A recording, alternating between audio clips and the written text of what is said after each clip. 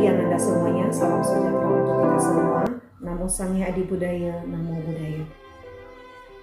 Teacher berharap Ananda semua sehat selalu dan juga selalu semangat di dalam kegiatan PBM online ini. Bagi Ananda, sebelum kita memulai kegiatan PBM online pada pagi hari ini, mari kita berdoa sesuai dengan agama dan kepercayaan kita masing-masing. Doa dimulai. Doa selesai. Baik Ananda semuanya, pada pagi hari ini kita masuk pada pertemuan yang kelima mengenai perilaku sesuai norma dalam kehidupan sehari-hari.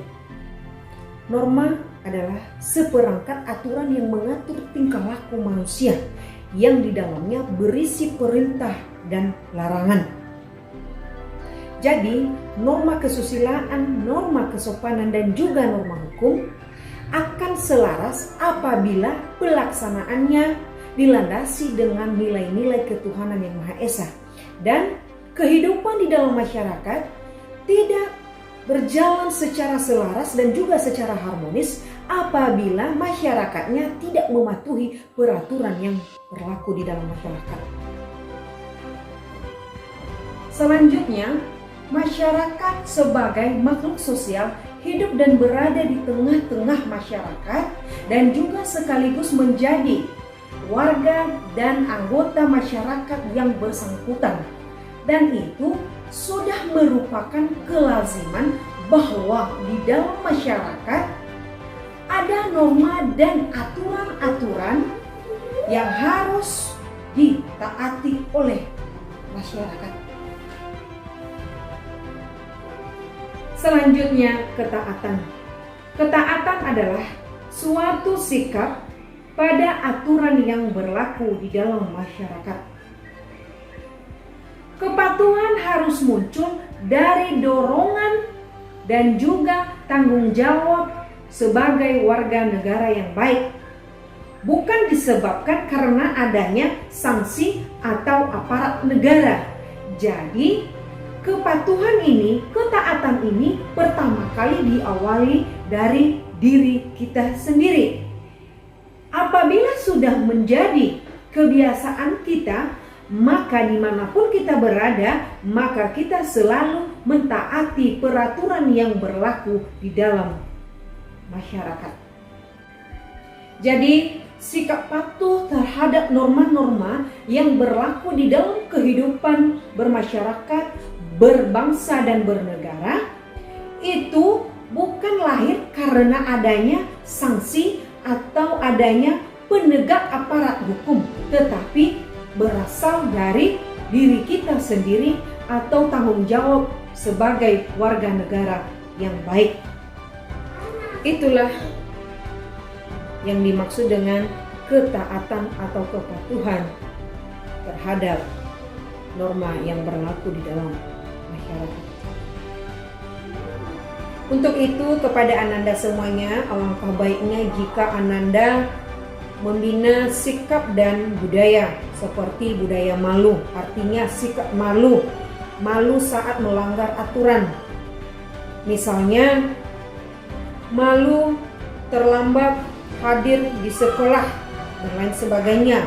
Yang kedua, budaya tertib, artinya Ananda harus membiasakan sikap tertib.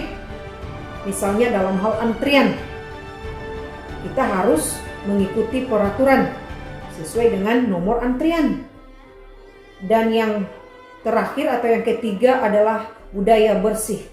Artinya di sini harus berperilaku jujur, bebas dari tindakan-tindakan yang tidak baik. Misalnya tidak menyontek saat ujian ataupun saat ulangan. Nah, itulah beberapa membina sikap dan budaya.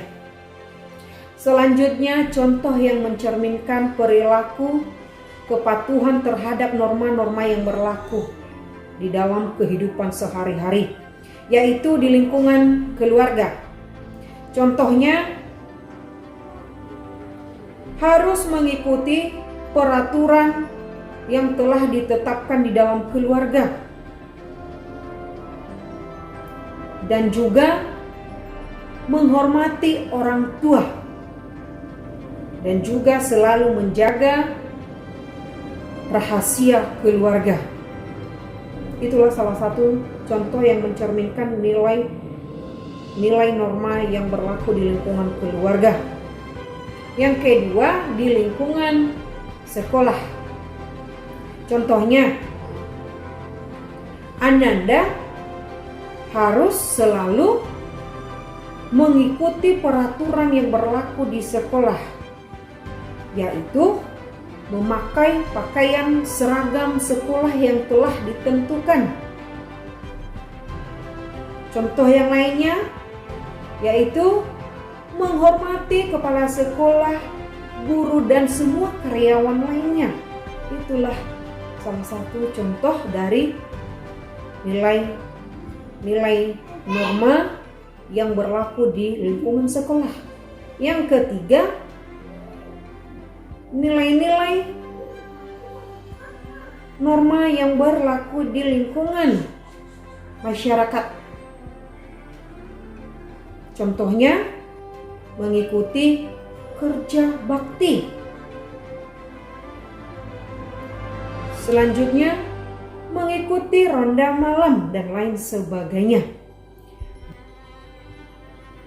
Yang keempat atau yang terakhir, nilai-nilai yang mencerminkan kepatuhan terhadap norma di lingkungan berbangsa dan bernegara. Contohnya, mengikuti tata tertib ketika berlalu lintas.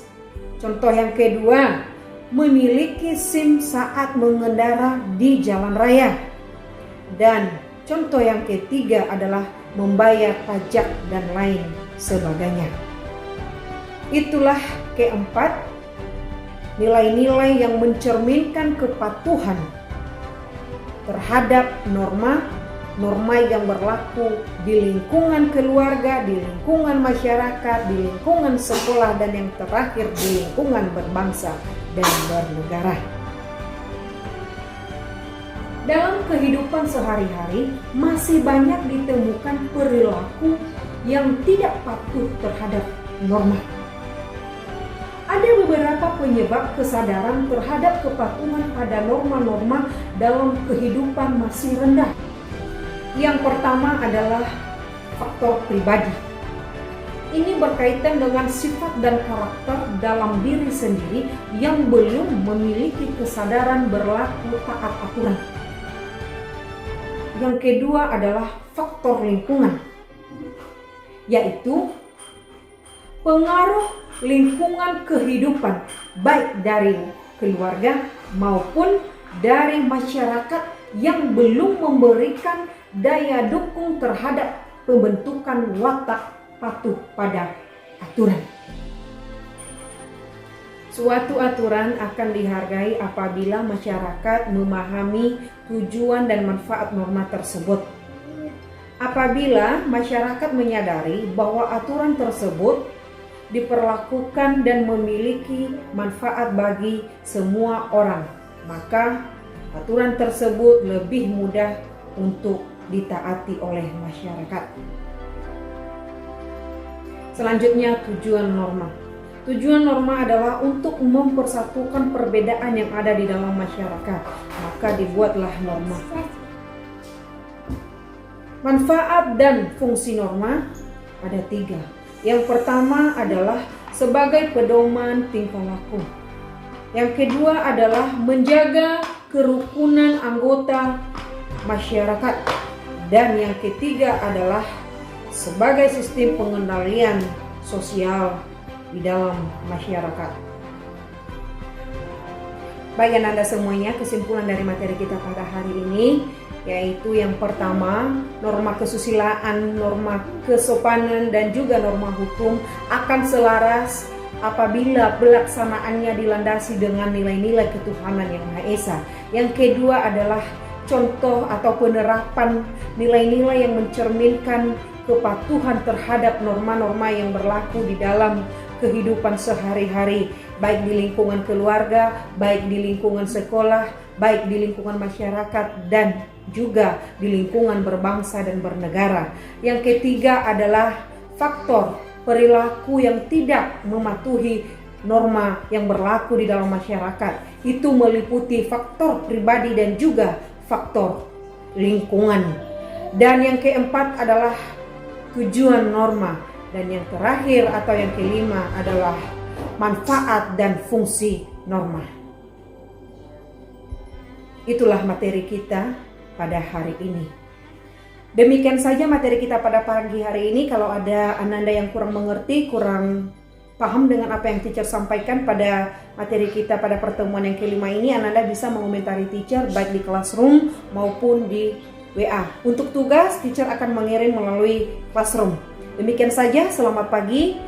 Salam sejahtera untuk kita semua. Namo Sang Hyang Adi Budaya, Namo Buddhaya.